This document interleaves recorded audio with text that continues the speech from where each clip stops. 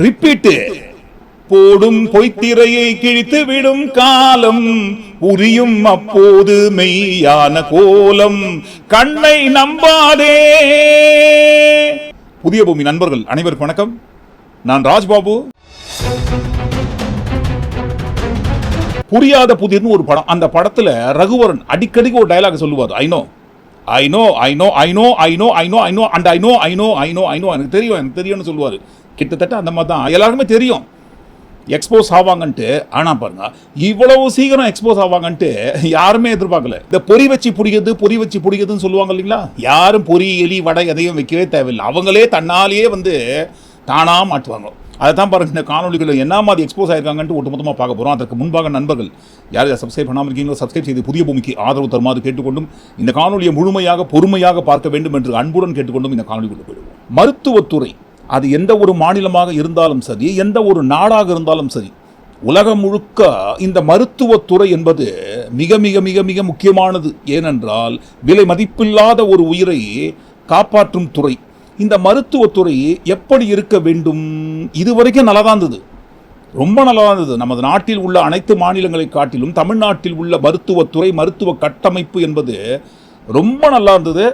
இப்போ தாவேக கட்சி அரசு அமைந்து அந்த அரசில் உள்ள சுகாதாரத்துறை அமைச்சரான அருண்ராஜ் அவர்கள் கூட சொல்லியிருக்காரு, நமது நாட்டிலேயே தமிழ்நாட்டில் தான் மருத்துவ கட்டமைப்பு, மருத்துவத்துறை என்பது சிறந்து விளங்கி கொண்டிருக்கிறது என்று. இதுவரைக்கும் அப்படி தான் இருந்தது, சிறப்பான கட்டமைப்புடன். ஆனால் இனிமேல் அப்படி இருக்குமான்ட்டு எல்லாருக்குமே சந்தேகம். ஏன் தெரியுங்களா? இந்த வீடியோ பாருங்களேன். இது ஒரு சென்ட்ரல் ஈவெண்ட் அப்படிங்கிறதுனால நாங்கள் இது டிஸ்கஸ் பண்ணோம், டீன் கூட பேசியிருக்கோம். ஃபர்தராக இந்த மாதிரி ஒரு மெடிக்கல் ப்ராப்ளம் வரக்கூடாதுன்னா என்ன பண்ணலாம் அப்படிங்கிறத ஹாஸ்பிட்டல் இருந்து டிஸ்கஸ் பண்ணியிருக்கோம். ஆக்சுவலி வந்தது ஃபேக் நியூஸ் தான். அவங்க ப்ரோட்டோகால் எல்லாத்தையுமே ப்ராப்பராக ஃபாலோ பண்ணியிருக்காங்க. இன்னும் ஹாஸ்பிட்டல் என்னென்ன சப்போர்ட் தேவை, இப்போ நம்ம ஆட்சி புதுசாக வந்திருக்கு அப்படிங்கிறதுனால என்னென்ன எக்யூப்மெண்ட்ஸ் வேணும், என்ன மேன் பவர் டிஃபிகல்ட்டி இருக்குது, என்ன டியூட்டி ரோட்டால் ஏதாவது அவங்களுக்கு அட்ஜஸ்ட்மெண்ட் தேவை இருக்கா, எல்லாத்தையுமே டீன் கூட டிஸ்கஸ் பண்ணியிருக்கோம். நம்ம அண்ணனோட ஆட்சியில் எந்த ஒரு மெடிக்கல் நெக்லிஜென்ஸும் இருக்காது அப்படிங்கிறத நாங்கள் அஷூரன்ஸ் பண்ணுறோம். பேஷண்ட்டையும் பற்றி நாங்கள் ஃபாலோ பண்ணிட்டு இருக்கிறோம். உயர்மட்ட குழுவில் இந்த ப்ராப்ளம் எதுவும் திரும்ப வராமல் இருக்கணும் அப்படிங்கிறதுக்காக டிஸ்கஸ் பண்ணி என்ன தேவைகள் இருக்குது அப்படிங்கிறத டாக்டர்கள் கூட இன்னைக்கு மாவட்ட செயலாளர் மூலமாக நாங்கள் அவங்களோட டீனோட பெர்மிஷனோட ஆய்வு நடத்தி அவங்களுக்கான இன்ஃபர்மேஷன்ஸை கொடுத்துருக்கோம். எந்த பிரச்சனையும் இல்லாமல் பொதுமக்கள் தைரியமாக ஜிஹெச்சுக்கு வரலாம், நீங்கள் ட்ரீட்மெண்ட் எடுக்கலாம். இதுக்கு மேலே ஃபர்தராக ஃபேக் நியூஸ் கொடுக்காம இருக்கணும் அப்படிங்கிறதுக்கான ஆக்ஷன்ஸையும் மாவட்ட செயலர் மூலமாக நம்ம கொடுத்துருவோம். சோஃபார் இந்த பேஷண்ட்ஸுக்கு எந்த பிரச்சனையும் நடக்கல, எல்லாமே ஆஸ் பர் ப்ரோட்டோகால் நடந்திருக்குங்கிறத தீர ஆய்வு செய்துட்டு இன்னைக்கு உங்களுக்கு பத்திரிகை மூலமா அதை நாங்கள் தெரிவிச்சுக்கிறோம். இந்த வீடியோவை பார்க்கும்போது, அந்த வீடியோக்குள்ள இருக்கிற மேடம் பேசுறதை கேட்கும்போது என்ன தோணுங்க? ஒரு டாக்டர் போலுது, ஏதோ உயர் அதிகாரிகள் கொடுத்த உத்தரவின் பேரில் சர்ப்ரைஸாக திடீர்னு மருத்துவமனையெல்லாம் போயிட்டு விசிட் பண்ணி இன்ஸ்பெக்ஷன் பண்ணுறாங்க போலுது. ஏன்னா டாக்குமெண்ட் எல்லாம் வெரிஃபை பண்ணியிருக்காங்க, எக்யூப்மெண்ட்ஸ் எல்லாம் ப்ராப்பராக ஒர்க் பண்ணான்னு செக் பண்ணுறாங்க, பேஷண்ட்டுக்கிட்டெல்லாம் போய் பேசியிருக்காங்க, என்னம்மா உங்களுக்கு எல்லாம் ப்ராப்பராக ட்ரீட்மெண்ட்லாம் முறையாக கொடுக்குறாங்களான்ட்டு. எல்லாம் ஒழுங்காக தான் கொடுக்குறாங்கன்னு அந்த மாதிரி சொல்கிறாங்க. அந்த ஹாஸ்பிட்டலில் முறையாக ப்ரோட்டோகால்லாம் பக்காவாக ப்ராப்பராக ஒர்க் பண்ணுறாங்கன்ட்டு. சரி, எதற்காக இந்த மேடத்தோட தலைமையில் திடீரென்று ஒரு மருத்துவ குழு அரசு மருத்துவமனையில் சர்ப்ரைஸ் இன்ஸ்பெக்ஷன் பண்ணுறாங்க? முதல்ல இது எந்த இடங்க? தென்காசி சங்கரன் கோயில் அரசு மருத்துவமனைக்கு போய் தான் பாருங்கள் இன்ஸ்பெக்ஷன் பண்ணியிருக்காங்க. சரி, இன்ஸ்பெக்ஷன் எதுக்காக போனாங்க? தென்காசி சங்கரன் கோவிலில் நிர்மல் குமார் என்கின்ற ஒரிசா மாநிலத்தைச் சேர்ந்த ஒரு தொழிலாளர் வேலை செய்து கொண்டிருக்கும் போது கிரஷரில் பாருங்க அவருடைய கை துண்டிக்கப்படுகிறது. உடனடியாக தென்காசி சங்கரன் கோவில் அரசு மருத்துவமனைக்கு அவர் கொண்டு செல்லப்படுகிறார். துண்டிக்கப்பட்ட கையை அவரது உடலில் உடனடியாக பொருத்த வேண்டும் என்று சொன்னால் நீங்கள் நெல்லையில் உள்ள அரசு மருத்துவமனைக்கு செல்ல வேண்டும்னு சொல்லி நெல்லை அரசு மருத்துவமனைக்கு அனுப்புகிறாங்களாம். அனுப்பும்போது பாருங்க, அந்த கையை முறையாக மருத்துவ விதியின்படி எந்த ஒரு முறையான பாதுகாப்பான முறையில் பேக் பண்ணாமல் சாக்கு பையில போட்டு கொடுத்ததாக ஒரு குற்றச்சாட்டு எழும்புகிறது. இது சம்பந்தப்பட்ட வீடியோ ஆதாரங்களோட நியூஸ் தமிழ் சேனல்ல பாருங்க செய்தி வெளியிடுறாங்க. ஒரு அரசு மருத்துவமனையில் துண்டிக்கப்பட்ட கையை முறையாக மருத்துவ விதியின்படி பேக் பண்ணாம சாக்கு பையில் போட்டு கொடுத்த இந்த வீடியோ நியூஸ் சேனல்ல வெளியானதை தொடர்ந்து ஒட்டுமொத்தமாக எல்லாருக்கும் அதிர்ச்சியை ஏற்படுத்துகிறது.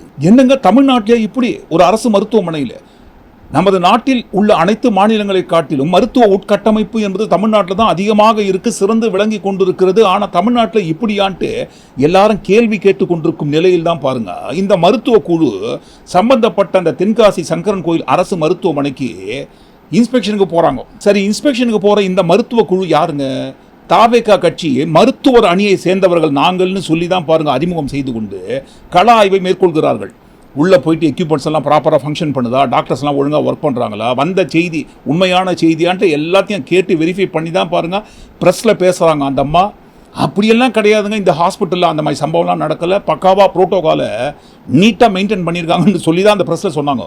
ஹாஸ்பிட்டல்ல இருந்து டிஸ்கஸ் பண்ணியிருக்கோம். ஆக்சுவலி வந்தது ஃபேக் நியூஸ் தான். அவங்க ப்ரோட்டோகால் எல்லாத்தையுமே ப்ராப்பராக ஃபாலோ பண்ணியிருக்காங்க. அது மட்டும் கிடையாது, அப்படி சொல்லிட்டு போகிற போக்கில் எங்கள் அண்ணா ஆட்சியில் அப்படிலாம் நடப்பதற்கு வாய்ப்பே இல்லைன்ட்டு சர்டிஃபிகேட்டும் கொடுத்தாங்க. தப்பு கிடையாது, சர்டிஃபிகேட்லாம் கொடுக்க தப்பு கிடையாது. ஆனால் அந்த ஹாஸ்பிட்டலில் உண்மையிலேயே அதை போல சம்பவம் நடந்ததா, நடக்காமல் நடந்ததுன்னு சொல்கிறாங்களா, இல்லை நடந்த சம்பவத்தை நடக்கலைன்னு மூடி மறைக்கிறாங்களா? எது உண்மைங்க? ஆமாங்க, உண்மைதாங்க, அந்த இடத்துல அதை போல சம்பவம் நடந்திருக்குங்க. எங்கள் ஹாஸ்பிட்டலுக்கு தாங்க அந்த கை வந்தது, முறையாக எந்த ஒரு முறையான பேக்கிங் செய்யாமல் எங்கள் ஹாஸ்பிட்டலுக்கு தான் வந்ததுன்னு சொல்லி நெல்லை அரசு மருத்துவமனையோட டீனே பேசியிருக்காங்களே. பொருத்த முடிஞ்சதா இல்லையாடா? பொருத்த முடியாத அளவுக்கு நஞ்சு போய் வந்திருக்கு. எல்லாம் போயிருக்கு, போன் உடைஞ்சிருக்கு. அது தவிர 3 மணி நேரம் வெறுமனை வச்சிருக்காங்க. ஒரு ஐஸ் எதுலயுமே அவங்க வைக்கல. அப்புறம் அதுல சகதி, சிமெண்ட், மண்ணு எல்லாம் பட்டு செப்சிஸ் ஆயிடுச்சு. கைய பொருத்துற அளவுக்கு அது அது இல்ல, தூள் தூளா வந்துருச்சு கை. ஒரு நல்ல கட்டு, நர்வு, விசல் எதுவும் இருக்கிற மாதிரி இல்ல, எல்லாம் செதஞ்சுன்ற வார்த்தை கரெக்ட். அதனால அந்த படத்தை உங்களுக்கு போட்டு விட்டேன். நம்ம அந்த பேஷண்ட் நம்மகிட்ட வந்தப்ப அது ரொம்ப உயிர் ஷாக்ல இருந்தாரு, ரொம்ப முடியாம பல்ஸ் பிபி தான் குறைஞ்சு போய் வந்தாரு. நாங்க உயிரை காப்பாத்தான் அவருக்கு ரொம்ப ட்ரை பண்ணோம். ட்ரை பண்ணி பிளட் 2-3 யூனிட் ஆக்சிஜன் வச்சு ட்ரிப் எல்லாம் போட்டு நல்லா லைஃப் சேவிங் மெஷர்ஸ் எல்லாம் எடுத்து அவரை உயிர் காப்பாத்திட்டோம். அப்புறம் அந்த கை துண்டான கைய உடனே பிளட் கொட்டுதுல, அந்த படத்தெல்லாம் நீங்க பாத்தீங்கன்னா அதை ஆம்புடேட் பண்ணிட்டு அதை தச்சு வச்சிருக்கோம். நல்ல கை ஆர்டிபிஷியல் இது வச்சுக்கலாம், அவருக்கு உயிர் முக்கியம்ல. ஆமா, கண்டிப்பா கண்டிப்பா கண்டிப்பா. ஆமா, அதுக்கப்புறம் அந்த சைடு உள்ள கை ஹியூமரஸும் பிராக்சர் ஆயிருக்கு அவருக்கு. ஆமா, அதுக்குள்ள மெஷர்ஸையும் எடுத்து அதையும் சரி பண்ணிருக்கோம். உயிர் பிழைக்க வச்சுட்டோம். நம்ம இது ஆம்புடேட் பண்ணதுனால பிளாப் எல்லாம் ஒட்டதுக்கு அப்புறம் ஒரு ஆர்டிபிஷியல் லிம்ப் வச்சு அவர் நல்லா வாழ வச்சிடலாம். அந்த கையை ஒண்ணும் செய்ய முடியாது, அவ்வளவுதான். நம்ம அன்னைக்கெல்லாம் ஒரு கோயில் கொடையில இதே மாதிரி துண்டான கையை எப்படி வெட்டி நீங்க எல்லாரும் பார்த்தேன், ஞாபகம் இருக்கா உங்களுக்கு? ஞாபகம் இருக்கு, நல்ல ஞாபகம் இருக்கு. இந்த பையனுக்கு எல்லாம் மண்ணுக்குள்ள இருந்து எடுத்துட்டு வந்தா கூட சீக்கிரம் வந்துருச்சு, ஐஸ் போட்டு கொண்டு வந்து. ஆமா, பேசின அந்த மேடத்தோட பெயர் ரேவதி, நெல்லை அரசு மருத்துவமனையோட டீனு. நெல்லை அரசு மருத்துவமனையோட டீனே பாருங்க, அந்த சம்பவம் நடந்ததுங்க, அந்த கை சிதைந்த நிலையில் வந்ததால உடலில் பொருத்த முடியாமல் போய்விட்டதுன்னு உண்மையை சொல்லியிருக்காங்க. ஆனால் இந்த நிலையில் அதுவும் பாருங்க, தாவேகா கட்சியோட மருத்துவர் அணி குழு தென்காசி சங்கரன் கோயில் அரசு மருத்துவமனைக்கு போயிட்டு கள ஆய்வை மேற்கொண்டு அந்த மாதிரி ஒரு சம்பவமே நடக்கலன்ட்டாங்க. உடனடியாக பாருங்க, இந்த செய்தி பத்தி எரியுது. நெல்லை அரசு மருத்துவமனையோட டீனு இந்த மாதிரி சம்பவம் நடந்ததுங்க, அந்த கை சிதைந்த நிலையில் வந்ததுன்னு உண்மையை சொல்றாங்க. ஆனா பாருங்க, தாவேகா கட்சியோட மருத்துவர் அணி குழு அந்த மாதிரிலாம் நடக்கலைங்க, புரோட்டோகால் படி தான் எல்லாம் நடத்தியிருக்காங்க, எங்க அண்ணா ஆட்சியில் அப்படிலாம் நடக்காதுன்னு சர்டிஃபிகேட் கொடுக்குறாங்க. அப்படி சர்டிஃபிகேட் கொடுக்குற இவங்க யாருங்க? டாக்டராங்க. திடீர்னு எப்படிங்க கள ஆய்வெல்லாம் மேற்கொள்கிறார்கள், டாக்குமெண்ட் எல்லாம் போய் வெரிஃபை பண்றோம் அப்படின்னு சொல்றாங்களே, அந்த அளவுக்கு இவங்களுக்கு அதிகாரம் இருக்கான்ட்டு தோண்டி பார்த்தா அந்த மாதிரி டாக்டரே இல்லைங்களாம். நாங்க சொல்லலைங்க, அவங்களே தான் சொல்லியிருக்காங்க. கஷ்டப்பட்டு அவங்க யாருன்ட்டு FBI CBI எல்லாம் வச்சு தோண்ட வேண்டிய அவசியமே கிடையாது, அவங்களே தான் சொல்லியிருக்காங்க. அதாவது விஜய் அண்ணாவை பார்த்து நீங்க ஜோசப் விஜய் தானே அப்படின்னு கேட்டப்போ, ஆமாண்டா நான் ஜோசப் விஜய் தான் அப்படின்னு அடிச்சு தைரியமா தில்ல சொன்னார்ல, அதே மாதிரி இன்னைக்கு நிறைய பேர் கஷ்டப்படுறப்பெல்லாம் எங்க போனாங்கன்னு தெரியாது. இப்ப வந்துகிட்டு, ஏமா நீ நர்ஸ் தானே, நீ எப்படி மெடிக்கல் விங்க லீட் பண்ணலாம் தமிழக வெற்றி கழகத்துல அப்படின்னு கேள்வி கேட்கறீங்க. இங்க லோக்கல்ல சில பேர் எனக்கு இந்த கேள்வியை கேட்டீங்க. மருத்துவ அணியில ஹெட்டா இருக்கணும்னா மருத்துவரா இருக்கணும், அந்த மாதிரி எந்த ரூல்ஸும் இல்லங்க, இது தமிழக வெற்றி கழகம். அந்த மாதிரி எந்த ரூல்ஸும் இல்லங்க, இது தமிழக வெற்றி கழகம். உங்களுடைய டர்ட்டி பாலிடிக்ஸ்லாம் இங்க செல்லுபடியாகாது. அதாவது மெடிக்கல் விங் ஹெட் மருத்துவ அணி அமைப்பாளர், மருத்துவர் அணி அமைப்பாளர் கிடையாது. அதனால டாக்டர்ஸ் தான் மெடிக்கல் விங்ல இருக்கணும்னு எந்த ரூல்ஸுமே கிடையாது. நர்சஸ் தாராளமா பயணம் செய்யலாம் அப்படிங்கறத இந்த இடத்துல நான் பதிவு பண்ணிக்கிறேன். நாங்க கஷ்டப்பட்டப்பெல்லாம் நீங்க எங்க போனீங்க? இப்போ ஓடி மருத்துவ அணி அமைப்பாளருக்கு நிறைய பேர் கியூல நிக்கிறீங்க ஜெயிச்சதுக்கு அப்புறம். கழகத்துக்காக போராடி கேஸ் வாங்கிட்டு நிக்கிற என்ன தவிர யாருக்குங்க அந்த உரிமை இருக்கு? அது எங்க அண்ணனுக்கும் எங்களுக்கும் இடையில இருக்கக்கூடிய விஷயம். இதெல்லாம் நீங்க தலையிட வேண்டாம். ஒன்ஸ் அகைன் சொல்றேன், நான் நர்ஸ் தான், நான் நர்ஸ் தான், நான் நர்ஸ் தான். அதை பெருமையா இந்த இடத்துல பதிவு பண்ணிக்கிறேன். அண்ட் ஒன் மோர் திங், என்ன இந்த பதவியில இருந்து, அதாவது மருத்துவ அணி அமைப்பாளர் தென்காசி மேற்கு மாவட்டம், இதுல இருந்து என்னை எடுத்துடலாம் அப்படின்னு நினைக்கிறீங்க தெரியுமா? அது உங்களுடைய கனவா மட்டும்தான் இருக்கும். ஏன்னா நான் எவ்வளவு கஷ்டப்பட்டிருக்கேங்கிறது என்னுடைய கழகத்துக்கு தெரியும். நர்சஸை எந்த இடத்துலயும் விட்டு கொடுக்காத ஒரு பொசிஷன்ல தான் ஆதவர்ஜுன் அண்ணாவும் விஜய் அண்ணாவும் இருக்காங்க. அதனால ஒரு நர்ஸ் லீட் பண்ற எந்த ஒரு விஷயமும் கரெக்டா இருக்கும்னு எங்க கழகம் நம்புது. நான் மருத்துவ அணி அமைப்பாளரா இருக்கேன். இதுல இடையில அல்லு சில்லு வேலையே வேண்டாம். ஒன்ஸ் அகைன் ஹாப்பி நர்சஸ் டே. எத்தனை இடத்துல பாருங்க சினிமா பாணி டயலாக், அதுவும் விஜய் அவர்கள் பேசின சினிமா டயலாக், இந்த அல்லு சில்லு வேலை எங்ககிட்ட காட்டாதீங்கன்னு சொல்ற மாதிரி அவங்களும் சொல்றாங்க, இந்த அல்லு சில்லு வேலை எங்ககிட்ட வச்சுக்காதீங்க.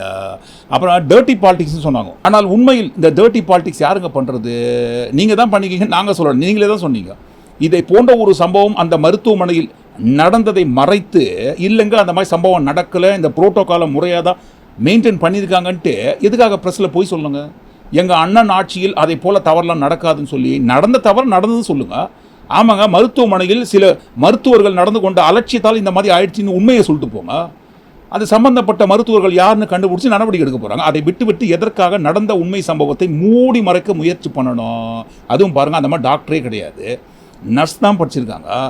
நர்ஸு படித்தவங்க எப்படி மருத்துவர் அணியும் கோட்டை அணிஞ்சின்னு போகிறாங்க? கேட்டாக்கா அவங்க கட்சியில் அந்த மாதிரி ரூல்ஸ் எல்லாம் கிடையாதுன்னு வேற சொன்னாங்களே போகிற போக்கில்.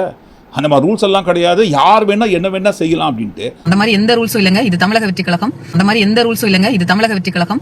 அப்படிங்களா? நர்ஸுக்கு படிச்சுட்டு டாக்டர் அணியக்கூடிய கோட்டை போட்டு டாக்டர் மாதிரி போகலாமாங்க வெரிஃபிகேஷனுக்கு? அதுவும் அரசு மருத்துவமனையில். யார்கிட்ட அனுமதி வாங்கினீங்க? சுகாதாரத்துறை அமைச்சர் அருண்ராஜ் அவர்கள்கிட்ட அனுமதி வாங்கி தான் போயிருக்கீங்களா? இல்லை நான் தான் பவர் சென்டர்னு சொல்லிக்காரு சிஎம் சார். இங்க ஒரே சென்டர் தான், என் தலைமையில் உண்டான சென்டர். இந்த பக்கம் ஒரு சென்டர், இந்த பக்கம் ஒரு பவர் சென்டர், அங்க ஒரு பவர் சென்டர், அதெல்லாம் கிடையவே கிடையாது. இப்பவே சொல்லிடுறேன். ஆட்சிக்கு வந்துட்டோம், நம்ம ஒரு ஆட்டம் ஆடி பார்க்கலான்ட்டு யாருக்காவது அந்த மனசுல என்ன இருந்ததுன்னா அது இப்பவே எரேஸ் பண்ணுங்க. நான் தான் ஒரே ஒரு பவர் சென்டர், அந்த சென்டர் இந்த சென்டர்லாம் கிடையாதுன்னு சொல்லியிருக்காரு. அப்படி இருக்கும்போது இந்த தடியட்டமெல்லாம் தண்டல்காரன்னு சொல்லுவாங்க இல்லைங்களா, அந்த மாதிரி சூழ்நிலையில் போய் கொண்டிருக்கிறது. திமுக அதிமுக ஆட்சியில் இருந்த காலத்தில் கூட பாருங்க, யாருமே அந்த கட்சியை சேர்ந்தவர்கள், முக்கியமா பாருங்க, நான் வட்ட செயலாளர், மாவட்ட செயலாளர், சதுர செயலாளர்னு சொல்லி யாருமே இவ்வளவு ஆட்டம் போட்டதே கிடையாது.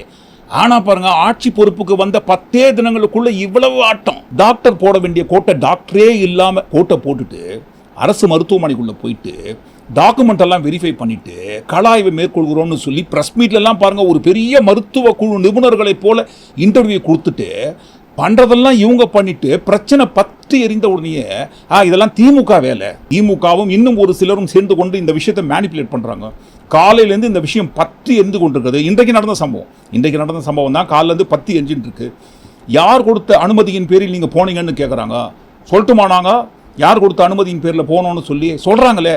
யார் அனுமதி கொடுத்தாங்க, யார் நம்ம போய் அந்த இடத்துல பார்க்கலாம்னு சொன்னாங்கன்னு அவங்க தான் சொல்றாங்க. பாருங்க, காலையில இருந்து நடக்கக்கூடிய ஒரு பிரச்சனைக்கு தீர்வாக என்னுடைய பதில் இருக்கணும் அப்படிங்கிறதுக்காக இந்த வீடியோ.